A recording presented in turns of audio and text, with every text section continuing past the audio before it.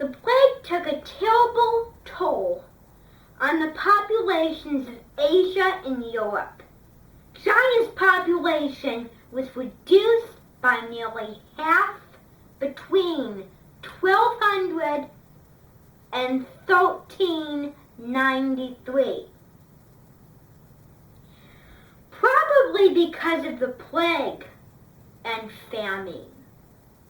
Travelers reported that dead bodies covered with ground in Central Asia and India. Some historians estimate that 24 millions Europeans died of the plague. About a third of the population. The deaths of so many people speeded changes in Europe's economic and social structure, which contributed to the decline of feudalism. Trading commerce slowed almost to a halt during the plague years. As Europe began to recover, the economy needed to be rebuilt. But it wouldn't be rebuilt in the same way, with feudal lords holding most of the power. After the plague, there was a shift in power from nobles to the common people. One reason for this was a desperate need for workers, because so many people had died. The workers who were left could, therefore, demand more money and more rights. In addition, many peasants and some serfs abandoned feudal manners and moved to towns and cities, seeking better opportunities. This led to a weakening of the manor system and a loss of power for the lords of feudalism. After the plague, a number of peasant rebellions broke out. When nobles tried to return things to how they had been, with sentiment exploded across Europe.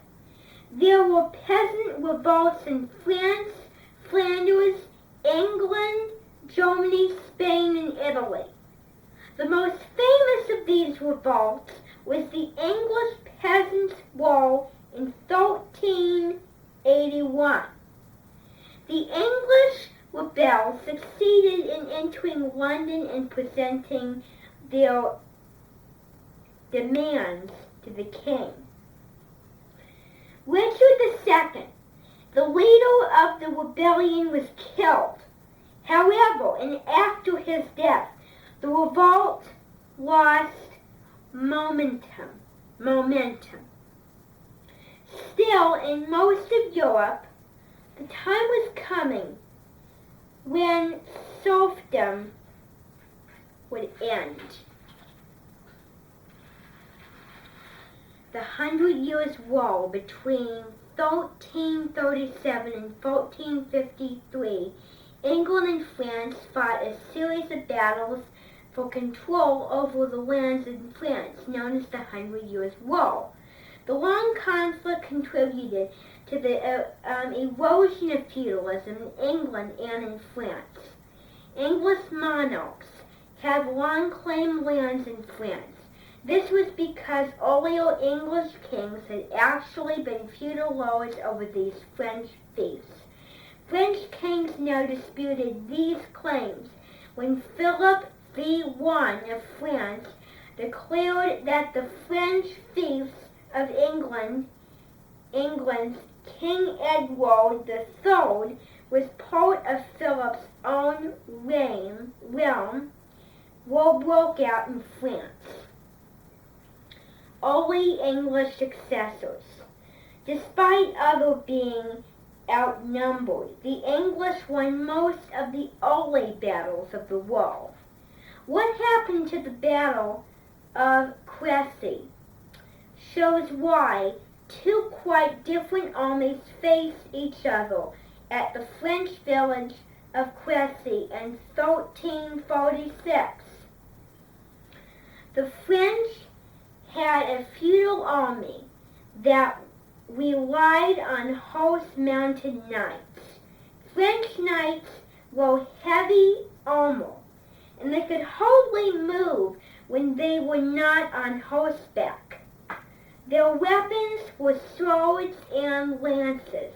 Some of the infantry, or foot soldiers, used crossbows, which were effective only at short ranges. In contrast, the English army was made up of lightly announced knights, foot soldiers, and archers armed with longbows. Some soldiers were recruited from the common people and paid to fight.